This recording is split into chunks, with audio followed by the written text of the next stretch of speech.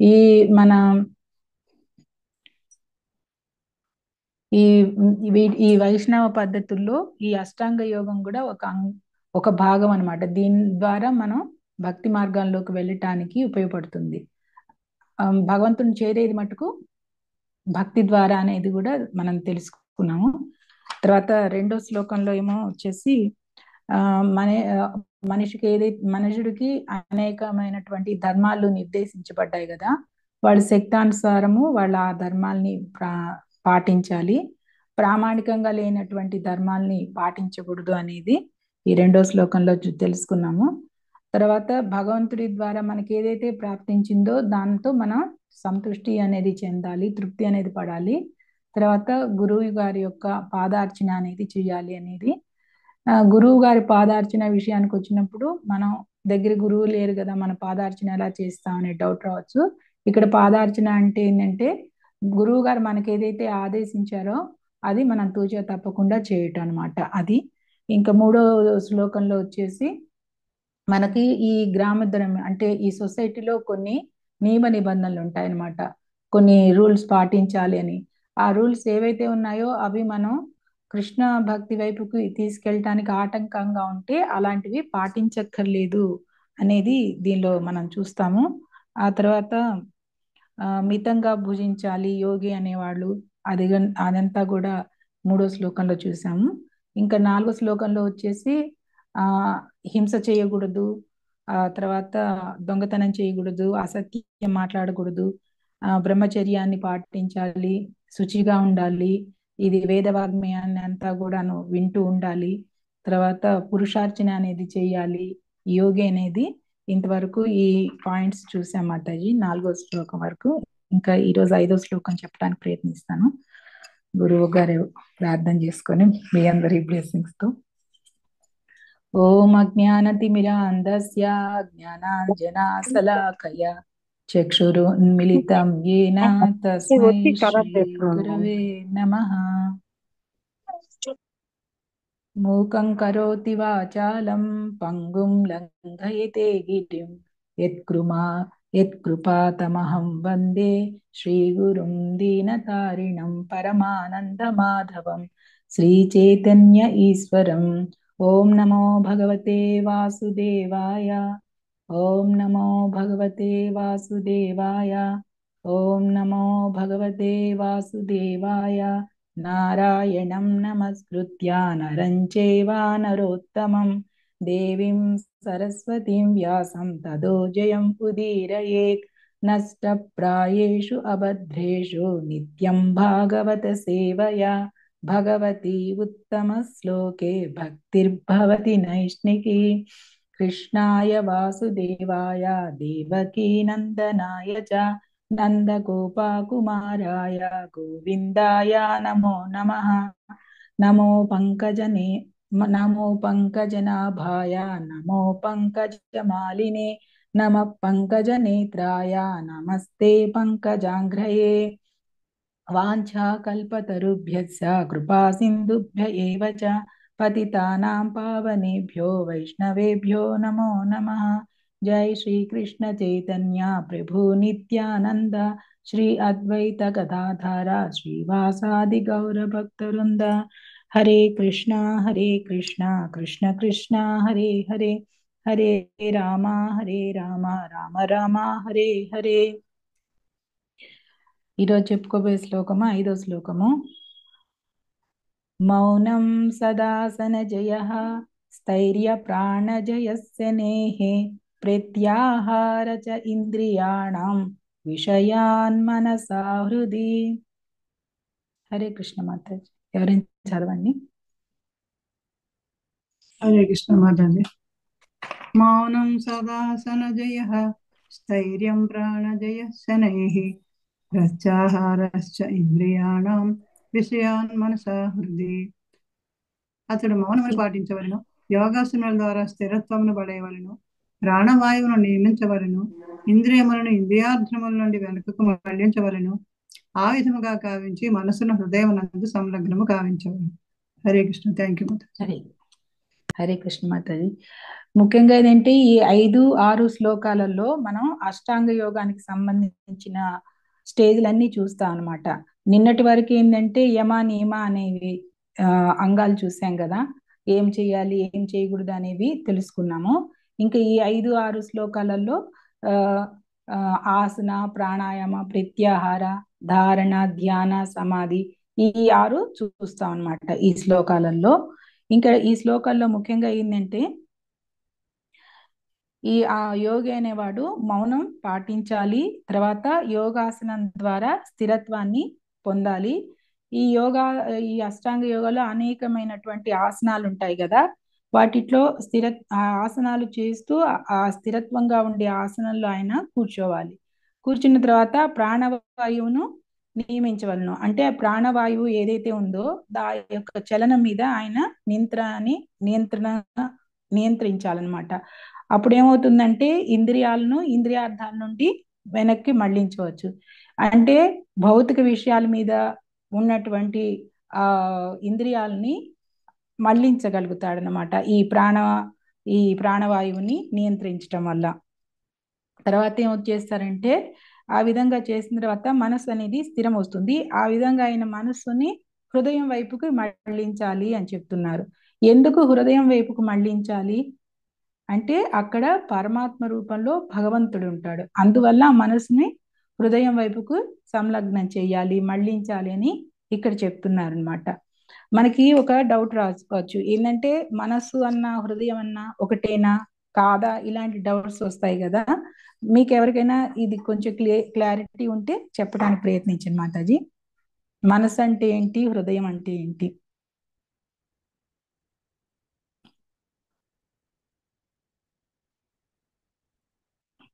హరే కృష్ణ.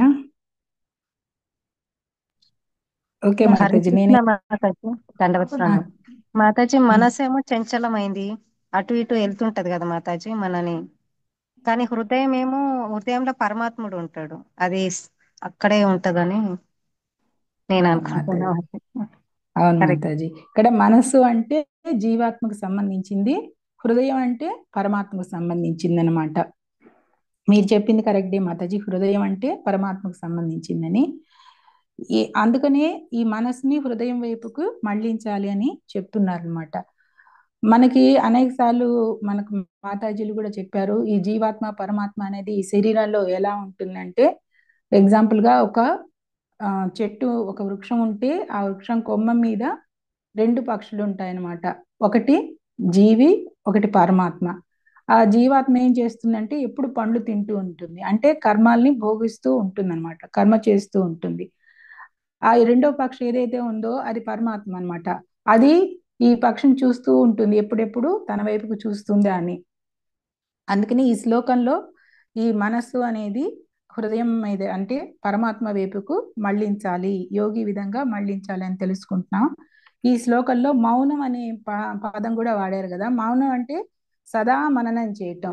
ఎవరిని మననం చేయాలి అంటే భగవంతుణ్ణి మననం చేయటం అనేది మనం తెలుసుకుంటాము. ఇంకా శ్రీల ప్రభుపాద గారు భాష్యంలో చెప్తున్నారు, ఈ సాధారణ యోగ సాధనలు కానీ ఈ హఠయోగం కానీ ఇవన్నీ కూడా కేవలం నిర్వహణ అంటే చేయటానికే కాదు, దీని యొక్క ముఖ్య ఉద్దేశం ఏంటంటే స్థిరత్వాన్ని పొందటానికి ఇవి సాధకాలుగా పనిచేస్తాయి, అంటే ఒక పరికరాలుగా పనిచేస్తాయి. మనం ఏదైనా ఒక పని చేయటానికి ఒక వస్తువు ఎలా అయితే ఉపయోగపడుతుందో, సపోజ్ మనం ఎండగా ఉంది ఆ ప్లేస్ కి వెళ్ళాలనుకోండి, చెప్పులు వేసుకొని వెళ్తాము, అప్పుడు అది ఒక సాధకంగా ఒక పరికరంగా పనిచేసింది. అట్లాగే ఇక్కడ కూడా అంతే అన్నమాట. మనకు ఈ హఠయోగం కానీ ఈ అష్టాంగ యోగం కానీ ఇదంతా కూడా మనసు స్థిరంగా ఉండటానికి ఒక సాధకంగా పనిచేస్తుంది. ఆ తర్వాత ఏం చెప్తున్నానంటే ఆసన ఆసన అనేది కూడా చాలా చాలా ఇంపార్టెంట్ అన్నమాట.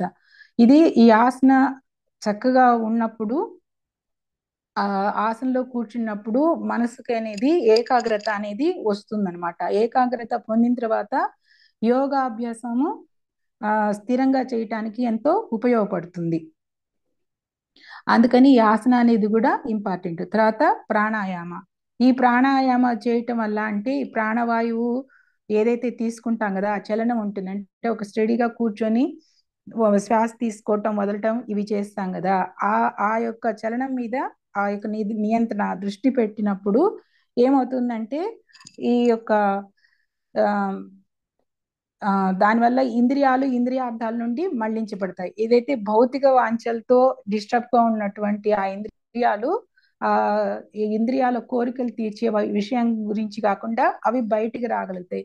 మన ఇంద్రియాలు ఎప్పుడు కూడా అంతే కదా, ఏదో ఒక కోరిక ఉంటుంది, ఆ కోరిక తీర్చుకోవటానికి ఈ ఇంద్రియాలు పని చేస్తూ ఉంటాయి అన్నమాట. ఆ కోరికను తీర్చడానికి మన ఫర్ ఎగ్జాంపుల్ నేను ఏదైనా గులాబీ జామ్ తినాలి అనుకోండి, అది మనం ప్రిపేర్ చేసుకోవటం కొనుక్కోవటము ఏదైనా మన శరీరంలో ఉన్నటువంటి అవయవాల ద్వారానే చేస్తాం కదా. ఈ విధంగా ఎప్పుడు కూడా ఇంద్రియార్థాల కోసమే ఇవి పనిచేస్తుంటాయి. అందువల్ల వాటి నుండి మరల్చడానికి ఈ ప్రాణాయామం అనేది మనకు ఉపయోగపడుతుంది అనమాట. అది ఇక్కడ చెప్తున్నారు. తర్వాత ప్రత్యాహార. ప్రత్యాహార అంటే రకరకాల విషయ వస్తువుల నుండి మనం మనసును లాగాలి. ఇదే మళ్ళా కూడా చెప్తున్నారు. ఆ మనసును లాగి ఎక్కడ పెట్టాలి అనేది హృదయంలో పెట్టాలి. హృదయంలో ఎందుకంటే పరమాత్మ ఉన్నారని. ఇదే రిపీట్ గా వస్తూ ఉంటుంది ఇవే మాటలు. తర్వాత ఇంకేం చెప్తున్నారంటే మనము ఈ యొక్క ఇంద్రియ నిగ్రహము ఇవి కలిగి ఉండాలి అంటే ముఖ్యంగా మైదన భోగం అనేది నియంత్రణ చేస్తేనే మనం ఈ ఇంద్రియాలను కూడా మనం నిగ్రహించుకోగలుగుతాము. ఈ మైదన భోగం అనేది ముఖ్యాంశం అని ఇక్కడ శ్రీల ప్రభుపాద గారు భాష్యంలో చెప్తున్నారు. ఇంకా ఇంకా ఇది ఇంకొంచెం ఎక్కువగా ఎక్స్ప్లెయిన్ చేసుకోవాలంటే ఇది కొన్ని పాయింట్లు అవసరం ఉన్నాయో లేదో నాకు తెలియదు, కానీ మా ప్రభు చెప్పిన దాన్ని బట్టి నేను చెప్తున్నాను.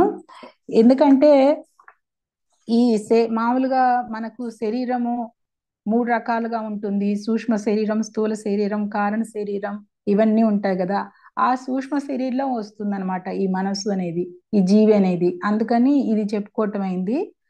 ఆ తర్వాత ఆ సూక్ష్మ శరీరంలోనే బుద్ధి అహంకారం కూడా వస్తాయి కదా. మళ్ళా అహంకారాలు కూడా 2 రకాలుగా ఉంటాయి. వాస్తవమైన అహంకారము, మిథ్యాహంకారం అంట. నేను జీవాత్మని అని తెలుసుకోవటమే వాస్తవమైన అహంకారము, నేను శరీరాన్ని అని తెలుసుకోవటం మిథ్యాహంకారం అన్నమాట. ఇది మనసుకి హృదయానికి ఇది సంబంధం ఉంది కాబట్టి నేను ఈ ఎగ్జామ్స్ మళ్ళీ మీకు చెప్పటం అయింది మాతాజీ. శ్లోకంలో ఇది డీటెయిల్ లేకపోయినా కూడాను. ఇంకా 6వ శ్లోకం. స్వధిష్ణానామేకదేశే మనసా ప్రాణధారణం వైకుంఠలీలాభిధ్యానం సమాధానం తదాత్మనః. హరే కృష్ణ. హరే కృష్ణ మాతాజీ. ప్రణామం. ప్రణామం. హరే కృష్ణ. స్వధిష్ణానామేకదేశే మనసా ప్రాణధారణం వైకుంఠలీలాభిధ్యానం సమాధానం తదాత్మనః. శ్రీల ప్రభుపాదకి ధన్యవాదం. ప్రాణవాయువును మనస్సును దేహమందలి చక్రములలో ఒక దాని యందు నిలిపి ఆ విధముగా మనస్సును దేవదేవుని దివ్య లీలలయందు సంలగ్నం చేయుటయే మానసిక సమాధి అంటే సమాధాన అని పిలువబడును. హరే కృష్ణ. Thank you Mataji. హరే కృష్ణ మాతాజీ. ఇక్కడ యోగి ఈ ప్రాణవాయువును మనస్సును దేహమందలి షట్చక్రాలలో ఒకదాని యందు నిలుపుతారనమాట. ఆ విధంగా మనస్సును దేవదేవుని దివ్యలీల యందు సంలగ్నం చేయుటే మానసిక సమాధి, అదే సమాధానాన్ని పిలువబడుతుంది అని చెప్తున్నారు కపిల భగవంతుడు. ఇప్పుడు మనస్సుని ప్రాణవాయువును దేహంలో షట్చక్రాలు 6 చక్రాలు ఉంటారు. శ్రీల ప్రభుపాద గారు భాష్యంలో చెప్తున్నారు. దేహమందు 6 చక్రాలు ఏవైతే ఉన్నాయో వాటిట్లో ఒకదాని మీద ఈ మనస్సుని ఈ ప్రాణాన్ని ఒక చక్రం మీద స్థిరంగా ఉంచాలన్నమాట. ఆ చక్రాలు ఏంటంటే మొదటిది ఉదరం క్రింద భాగంలో ఉంటుంది ఒక చక్రము. రెండవది వచ్చేసి ఉదరం అంటే తెలుసు కదా, పొట్ట ఉన్న పై భాగంలో ఉంటుంది. రెండవది వచ్చేసి హృదయ స్థానంలో ఉంటుంది. మూడవది వచ్చేసి ఊపిరితిత్తుల స్థానంలో ఉంటుంది. నాలుగవది వచ్చేసి తాలువు అంటే ఈ దవడలకి ఇక్కడ ఉండే ఏరియా అన్నమాట. తర్వాత 5వది వచ్చేసి బ్రుకుటి దగ్గర 2 కనుబొమ్మల మధ్యలో ఉంటుంది. ఇంకొకటి 6వది వచ్చేసి పరమోత్కృష్టమైనది అనమాట. అ- అదేంటంటే మస్కటమందు, మస్తిష్కమందు అంటే మెదడు అన్నమాట. మన వాళ్ళు అందుకే కదా చెప్తారు, ఇది కపాలం నుండి ప్రాణం వెళ్ళిపోతే గనక వాళ్ళు ఉత్తమ గతులకు వెళ్తారంటే భగవంతుణ్ణి చేరుతారు అని. ఆ, అట్లా జరిగేది ఈ అష్టాంగ యోగులకు ఇది సహజంగా జరుగుతుంది. సామాన్య మానవులకు ఇలాంటి ఈ ఈ స్థితిలో ప్రాణం పోవటం అనేది చాలా అరుదు అనమాట. మహానుభావులకే అవుతుంది. మామూలుగా అయితే ప్రాణం పోయేది సహజంగా నోటి ద్వారానో, ముక్కు ద్వారానో, లేతే మల ద్వారాల ద్వారానో వెళ్తుంది. మనకు అందుకనే ఒక వ్యక్తి ప్రాణం పోయినప్పుడు అతను యూరిన్ వెళ్ళటము, టాయిలెట్కి వెళ్ళటం అవి కూడా చూస్తూ ఉంటాం అనమాట. అందుకని ఈ 6 చక్రాలలో ఏదో ఒక చక్రం మీద మనసు ప్రాణాన్ని ఆయన స్థిరంగా పెట్టుకుంటాడు యోగి. ఆ తర్వాత ఏం చేస్తాడంటే యోగి తన మనస్సును ప్రాణమును స్థిరం కావించి దేవదేవుని యొక్క దివ్య లీలల్ని ధ్యానిస్తాడు. ఇంకా శ్రీల ప్రభుపాద్ గారు భాషలు చేస్తున్నారు, అష్టాంగ యోగంలో ధ్యానానికి వచ్చేటప్పటికి ధ్యానం అనేది వేటి మీద చేయాలంటే భగవంతుడి లీల మీదే చేయాలి అని స్పష్టంగా కపిల భగవంతుడే చెప్తున్నాడు. అంతేగాని ఏదో నిరాకారం మీదో, శూన్యం మీదో, చుక్కల మీదో ధ్యానం అనేది చేయకూడదు, అది తప్పు అన్నమాట. తర్వాత సమాధి స్థితి. ఈ స్థితిని అనేది మనస్సు పూర్తిగా భగవంతునితో మమైకం అయినప్పుడు కలుగుతుందన్నమాట ఈ సమాధి స్థితి అనేది. ఈ అష్టాంగ యోగంలో లాస్ట్ స్థితి అన్నమాట ఈ స్థితి అనేది. ఈ పరిపూర్ణంగా ఈ మనసు భగవంతుడి ఆయన యొక్క లీలల ఎందే కేంద్రీకరించినప్పుడు జరుగుతుంది ఈ సమాధి స్థితి అనేది. భగవంతుని రూపం మీద మనస్సు లగ్నం అవటమే సమాధి అంటారు. ఈ స్థితిని మనము అర్జునుడు, ప్రహ్లాదుడు, ధ్రువ మహారాజు, అంబరీషుడు ఈ చరిత్రల ద్వారా మనకు తెలుస్తుంది అన్నమాట. వాళ్ళ యొక్క లీలలను, భగవంతుడి భక్తుడి యొక్క లీలలను మనం ధ్యానం చేసినప్పుడు మనకు ఆ స్థితి అనేది కలుగుతుందన్నమాట. శ్రీల ప్రభుపాద గారు ఇంకా చెప్తున్నారు ఏంటంటే, ఈ ఈ లీలలు భగవంతుడు చేస్తున్నారు కాబట్టి మనం ఈజీగా మన ధ్యాన సమయంలో మనసులో పెట్టుకోగలుగుతున్నాం. అదే ఏ శూన్యం మీద అంటే మనం మనసుని స్థిరంగా పెట్టుకోలేము, ఆ ధ్యానం అనేది చెయ్యలేము అన్నమాట. అందుకే శ్రీమద్ భాగవతంలో వివరించినట్లు వివిధ భక్తులతో గల సంబంధములను అనుసరించే శ్రీకృష్ణ భగవానుడు అవతరించును, అంతర్ధానము చెందుతారు. అందువల్ల ఈ కురుక్షేత్ర రణమున మరియు ప్రహ్లాద, ధ్రువ, అంబరీష ఈ భక్తుల చరిత్ర అనేవి మనం వేద వాగ్మయంలో ఉంది. వాటిని మనం విని మనసులో ఆ ధ్యానంలో పెట్టుకోవాలి. మనకి ఈ ఈ యొక్క కథలు ఇలా వినటం వల్ల చిన్నపిల్లలు కూడా విని ఈ కథని ఈజీగా గుర్తు పెట్టుకోగలుగుతారు, వాళ్ళు ఇంకొకళ్ళకు కూడా చెప్పగలుగుతారు అనమాట. అంత ఈజీ అయినది భక్తి మార్గం అనేది. ఈ అష్టాంగ యోగం అనేది కష్టము, ప్రతిసారి కూడా మనకు ఈ కంపారిజన్ వస్తూ ఉంటుంది. భక్తి మార్గము ఈజీ, ఈ యొక్క అష్టాంగ యోగంలో కష్టము అనేది ఇలా కంపేర్ చేసుకుంటూ మనం అర్థం చేసుకోవటానికి ప్రయత్నిస్తాం అన్నమాట. సమాధి అంటే ఏదో కృత్రిమంగా ఒక చోట కళ్ళు మూసుకొని కూర్చుంటే ఆ దేహస్థితి అనేది అది సమాధి స్థితి కాదు. ఎప్పుడైతే మనసు పరిపూర్ణంగా కృష్ణుడి యొక్క ఆలోచనలతో సంలగ్నం అవుతుందో అదే సమాధి స్థితి అనేది ఈ శ్లోకం ద్వారా మనం తెలుసుకున్నాము. ఇంకా 7వ శ్లోకానికి వెళ్తే, ఏతైరన్యైశ్చ పదిభిర్ మనో దుష్టమసత్పదం బుద్ధ్యా యుంజీత శనకేహి జిత ప్రాణో హ్యేతేంద్రితః. హరే కృష్ణ మాతాజీ. హరే కృష్ణ మాతాజీ.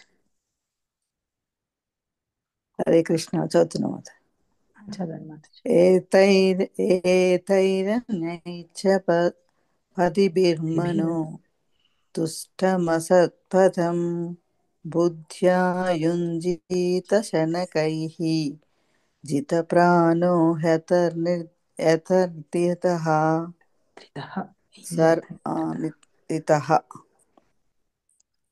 సర్వదా విషయభోగమునడనే ఆకర్షితయై ఉండు అడ్డు లేని దుష్ట మనస్సును ఈ విధానములచే గాని లేదా ఇతర నిజ పద్ధతిచే కాని యోగి నియంత్రించవలెను.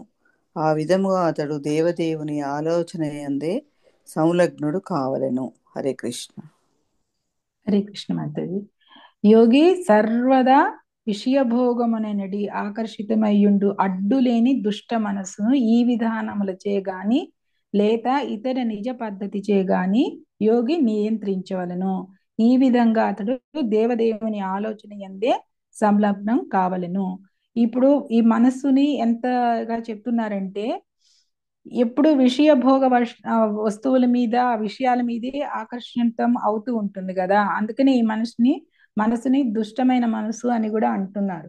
ఇట్లాంటి మనస్సుని ఈ విధానాలు చేయటం ద్వారా నిజ పద్ధతి చేత ఆ యోగి నియంత్రించగలుగుతాడు. ఆ విధంగా అతడు దేవదేవుని యొక్క ఆలోచనలలోనే సంలగ్నం అవుతారు అని ఇక్కడ చెప్తున్నారు కపిల భగవంతుడు. ఇంకా శ్రీల ప్రభుపాద గారు భాషణలో ఏం చెప్తున్నారంటే, ఈ శ్లోకంలో వీటి యొక్క ముఖ్య లక్షణం ఏంటంటే ఇటువంటి చంచలమైన మనస్సును నియంత్రించడానికి, తద్వారా మనస్సుని దేవదేవుని మీద కేంద్రీకరించవచ్చు. దీని యొక్క ముఖ్య ఉద్దేశం ఇదన్నమాట. ఇంకా ఈ శ్లోకంలో ఇంకొక ముఖ్య విషయం కూడా చెప్తున్నారు. అదేంటంటే ఏతై రణైత్య అంటున్నారు. అంటే ఇంత కష్టమైన యోగ విధానం ద్వారానే కాకుండా అనేకమైనటువంటి తేలిక విధానాల ద్వారా కూడా అదే ధ్యానాన్ని చెయ్యవచ్చు అని ఈ శ్లోకంలో స్పష్టంగా చెప్తున్నారు అనమాట. అదే అనేక విధానాలు అంటే ఏంటంటే జ్ఞానయోగం కానీ, కర్మయోగం కానీ, అష్టాంగ యోగం కానీ, భక్తి యోగం కానీ, యోగం ఏదైనప్పటికీ కూడా అంతిమ లక్ష్యం ఏంటంటే వైకుంఠ లీలల ధ్యానమే అనమాట. యోగ మార్గం ఏదైనప్పటికీ కూడా అంతిమ లక్ష్యము భగవంతుడి మీద ధ్యానం చేయటమే. ఇదే నిజమైనటువంటి యోగం అంటారు. కృష్ణుని పైన ధ్యానం చేయటమే ఉత్తమోత్తమైనది అని శ్రీల ప్రభుపాద గారి భాషణలో చెప్తూ, ఎందుకు ఉత్తమోత్తమైంది అంటే మనం ఈ అష్టాంగ యోగంలో ఈ విధంగా ఆసనాల్లో కూర్చోటము, ఎవరు లేని ఏకాంత ప్రదేశంలో ఉండటము, ఇవన్నీ కూడా చాలా కష్టం కదా ఈ కలియుగంలో.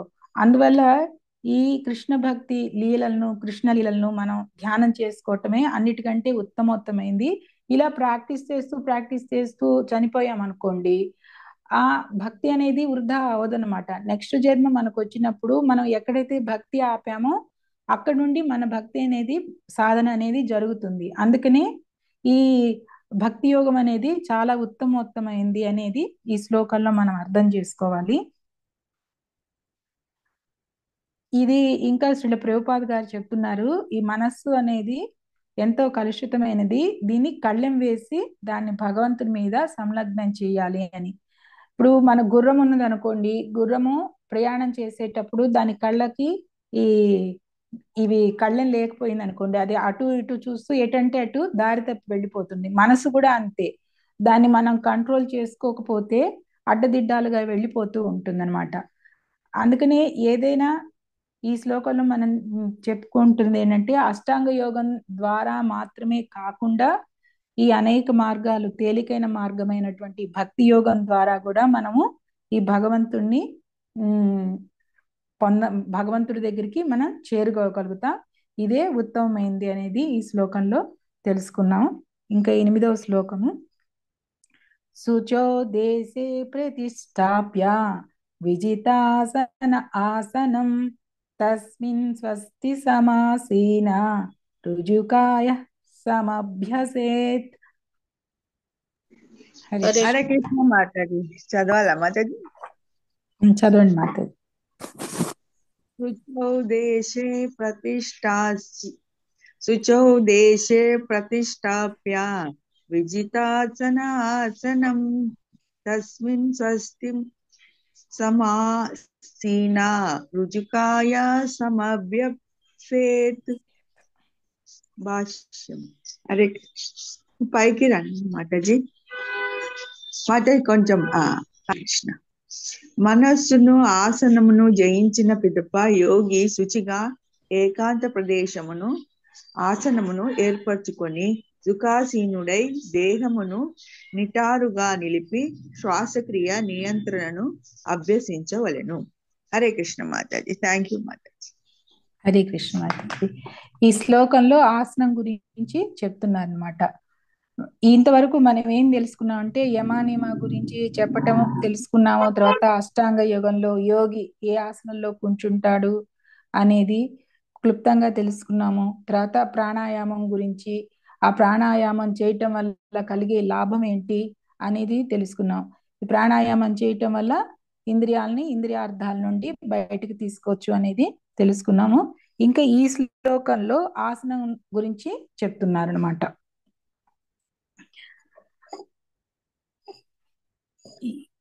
ఇక్కడ మనస్సును ఆసనమును జయించిన పిదప యోగి శుచిగానున్న ఏకాంత ప్రదేశమున ఆసనమును ఏర్పరచుకుని సుఖాసీనుడై దేహమును నిటారుగా నిలిపి శ్వాసక్రియను నియంత్రణను అభ్యసించాలి అని చెప్తున్నారు. ఇంకా ఈ మనస్సును ఆసనను జయించి అతను ఆ యోగి ఆ మనస్సు, ఇందాక చెప్పుకున్నాం కదా, మనసుని ఎలా కంట్రోల్ చేసుకోవాలి, ప్రాణాయామం ద్వారా చేస్తారు. ఆ తర్వాత ఆసనంలో కూర్చున్న తర్వాత యోగి శుచిగా ఆ ఆసనం అనేది ఎక్కడ ఏర్పరచుకోవాలంటే ఏకాంత ప్రదేశంలో ఆసనాన్ని ఏర్పరచుకోవాలి. అప్పుడు సుఖాసీనంగా కూర్చొని దేహాన్ని నిటారుగా పెట్టి శ్వాసక్రియ అనేది చెయ్యాలి.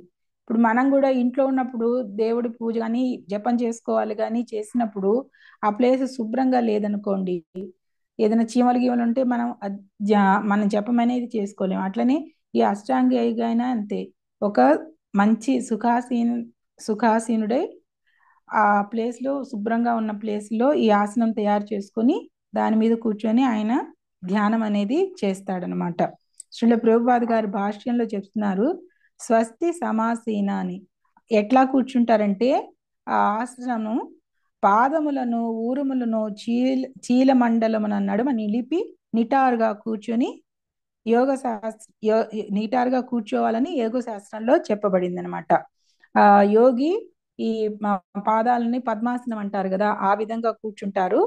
ఆ వీపు అదంతా కూడా స్ట్రైట్ గా నిటారుగా పెట్టుకొని ఉంటారు. తర్వాత అటువంటి ఆసనము దేవదేవునిపై మనస్సును లగ్నం చేయటానికి సహాయపడుతుంది. మనకు చాలా చెప్తారు. ఎందుకంటే మనం స్ట్రైట్ గా కూర్చున్నప్పుడు బ్రీతింగ్ కూడా బాగా తీసుకుంటాము. మనం ఏదైనా చెప్పాలి అన్నా కూడా చక్కగా గుర్తొస్తుంది అని చెప్తారు. ఇందుకనేమో ఈ అష్టాంగ యోగంలో కూడా ఆసనం దగ్గరికి వచ్చినప్పుడు ఎట్లా ఆసనం మీద కూర్చోవాలి అనేది, ఎట్లా శరీరం నిటారుగా ఉంచుకోవాలి అనేది కూడా ఇక్కడ ఎక్స్ప్లెయిన్ చేశారు. ఇదే విషయాన్ని మనకు భగవద్గీతలో కూడా 6, 11, 12 శ్లోకాలలో చెప్పబడింది. కృష్ణుడే చెప్తున్నారు అనమాట. ఏమనంటే యోగి యోగాభ్యాసం ఎలా చేస్తారని అంటే యోగి ఏకాంత స్థానంలో నేలపైన కుశగ్రాసం వేసుకొని, అంటే దర్బలు పరుచుకుంటారు. దాని మీద జింక చర్మం వేస్తారు. దాని మీద ఒక వస్త్రం పరిచి అలా తయారు చేసుకున్న ఆసనం మీద, ఆసనం ఎట్లా ఉండాలంటే మరీ ఎత్తుగా ఉండకూడదు, మరీ నేలబారుగా ఉండకూడదు అనమాట. సరైనటువంటి హైట్ లో ఉంచుకొని ఆ ఆసనం అట్లా తయారు చేసుకుంటాడు. ఆ తయారు చేసుకున్న తర్వాత దాని మీద స్థిరంగా కూర్చొని ఇంద్రియాలను మనోకర్మల నుంచి బయటికి తెచ్చి మనస్సును ఏకాగ్రతంగా ఉంచుకొని హృదయ శుద్ధి కొరకు యోగి అభ్యాసం చేస్తారు అని చెప్పేసి భగవద్గీత 6 అధ్యాయం 11, 12 శ్లోకాలలో మనం చూస్తాము. ఒకసారి శ్లోకం కూడా చదువుతాను మాతాజీ.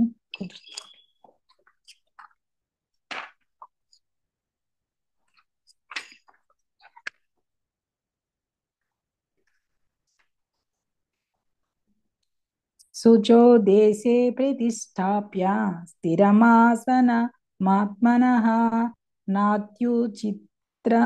నాత్యుచ్రితం నాతి నీచం చేలాజిన కుశోత్తరం తత్రేకాగ్రం మనః కృత్వా యత చింతేంద్రియ క్రియః ఉపవిశ్యాసనే యజ్యుత్ యోగమాత్మ విశుద్ధయే. ఈ విధంగా ఆసనం అనేది అష్టాంగ యోగి ఏర్పరచుకొని దాని మీద ఆసీనుడై కూర్చుంటారనమాట. ఇంకొచ్చేసి 9వ శ్లోకానికి వెళ్దాం. ఈ 9వ శ్లోకంలో ప్రాణస్య శోధయేన్మార్గం పూరకుంభకరేచకైః ప్రతికూలేన వాచిత్తం యథా స్థిరమచంచలం. హరే కృష్ణ హరే మాతాజీ. కృష్ణ మాత. ప్రాణస్య శోధయేన్మార్గం పూరకుంభకరేచకః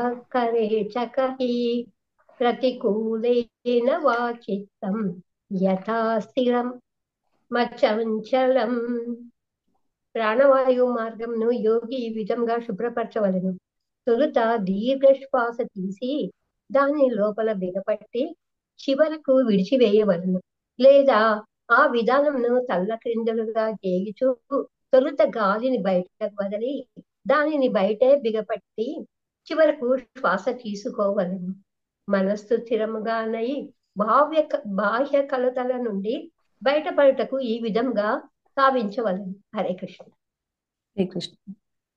ఈ ప్రాణవాయువు మార్గమును యోగి ఈ విధంగా శుభ్రపరచవలను. ఏ విధంగా అంటే ఫస్ట్ దీర్ఘ శ్వాస తీసుకోవాలి. అంటే ఇట్లా స్ట్రైట్ కూర్చొని బ్రీత్ తీసుకోవాలి, దాన్ని లోపల కొంతసేపు ఉంచాలి, తర్వాత దాన్ని వదిలిపెట్టాలన్నమాట. అదే విధంగా రివర్స్ లో కూడా చేయొచ్చు. అంటే తొలుత గాలిని బయట వదిలిపెట్టి కాసేపు అట్లా నిలబెట్టి మళ్ళా శ్వాసను తీసుకోవాలి. ఈ విధంగా మనసు స్థిరముగానై బాహ్య కలతల నుండి అది బయటపడటకు ఈ విధంగా చేస్తారనమాట. ఈ శ్లోకాల్లో మనం ఏం తెలుసుకుంటా అంటే మన మనసు ఎప్పుడు కూడా చంచలంగా ఉంటుంది కదా, దాని నుండి బయటపడటానికి ఈ ప్రాణాయామం అనేది చాలా ఉపయోగపడుతుంది. ప్రాణాయామం ద్వారా మనసు స్థిరంగా ఉంటుంది, అందుకు ఇది ఉపయోగపడుతుందన్నమాట. దీని ద్వారానే వేరే వేరే విషయాల ద్వారా మన మనసు డిస్టర్బ్ గా ఉంటుంది కదా, ఆ డిస్టర్బెన్స్ నుండి తగ్గి స్థిరంగా ఉంటుందన్నమాట. ఇంక శ్రీల ప్రభుపాద గారు భాష్యంలో చెప్తున్నారు, మనస్సుని నియంత్రించి దాన్ని కృష్ణ భగవంతుడి మీదే లగ్నం చేయాలి. ఈ శ్వాస ప్రక్రియ నిర్వహింపబడింది ఎట్లా అంటే, ఇప్పుడు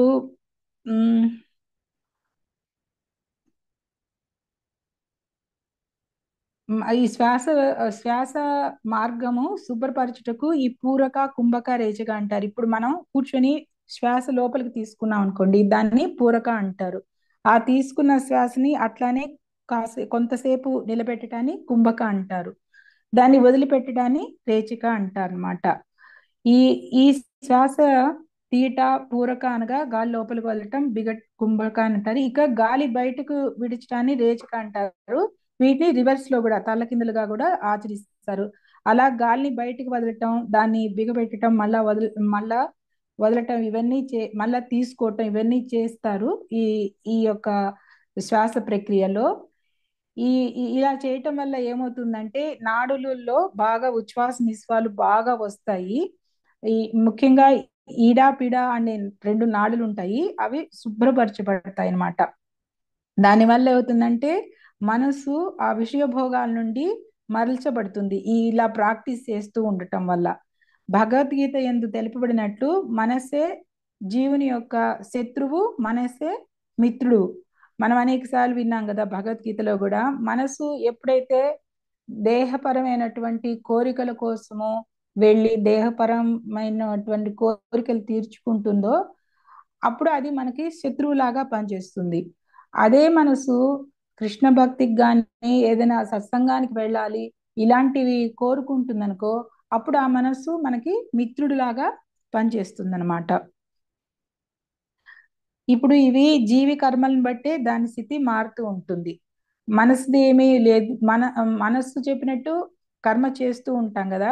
సో ఈ మనసు మంచి చెప్పినప్పుడు అది మిత్రుడిగా ఉంది, అది విషయ వాంఛల గురించి చెప్తూ ఉన్నప్పుడు, అది చేయమని ప్రలోభ పెడుతున్నప్పుడు అది శత్రువుగా మనకి పనిచేస్తుంది.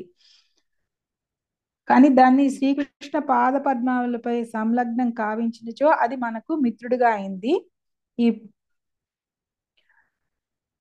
మనము ఇప్పుడు మనస్సుని ఈ ఈ అష్టాంగ యోగంలో చెప్పినట్టుగా ఈ పూరక కుంభక రేచక ఇవన్నీ చేస్తుంటేనే మనం కృష్ణుడిపై మనస్సును లగ్నం చేయగలమా అంటే అట్లా ఏం లేదనమాట. మనస్సుని మనం భగవంతుడి మీద లగ్నం చేయటం ద్వారా కూడా ఈ అష్టాంగ యోగంలో ఈ పూరక కుంభక ఇవ రేచక ఇవన్నీ ఈ అష్టాంగ యోగంలో ఏవైతే మనం పాటిస్తూ ప్రయోజనం పొందుతున్నామో అలాంటి ప్రయోజనాన్ని మనము కృష్ణనామం పైన కృష్ణుడిని మనసులో సంలగ్నం చేయటం వల్ల ఆ ప్రయోజనం అనేది మనకి కలుగుతుంది అనమాట. ఇంకా ఈ యోగాభ్యాసము ప్రాణాయామం నేటి కాలంలో ఇది మనుషుడికి ఎంతో కష్టమైనది అనమాట. అంతే కదా, ఎక్కడికో అడవులకి వెళ్ళి ఆసనాలలో కూర్చోటము, ఏకాంతంగా ఉండటము ఇవన్నీ కూడా కలియుగంలో సాధ్యమేవి కాదు. అందుకే శ్రీ చైతన్య మహాప్రభు చెప్తున్నారు, కీర్తనీయ సదాహరి అని ఉపదేశిస్తున్నారు. అంటే ప్రతి ఒక్కరూ కూడా కృష్ణ భగవానుని యొక్క పవిత్ర నామాన్నే సర్వదా జపించాలి. కృష్ణుడు అనునదే దేవదేవునికి తగినట్టి నామము.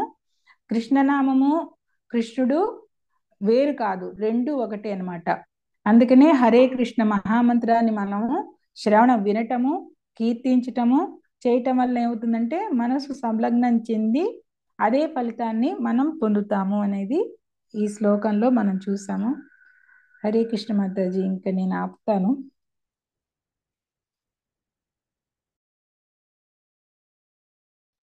తొందరగా ఆపేస్తున్నారు. మాతాజీ 10th చెప్పరా? మాతాజీ ఇదే కాన్ఫిడెంట్ గా లేదు మాతాజీ, కొంచెం తప్పులు ఓకే, తప్పులు అందుకని. సరే మాతాజీ, నో ప్రాబ్లం.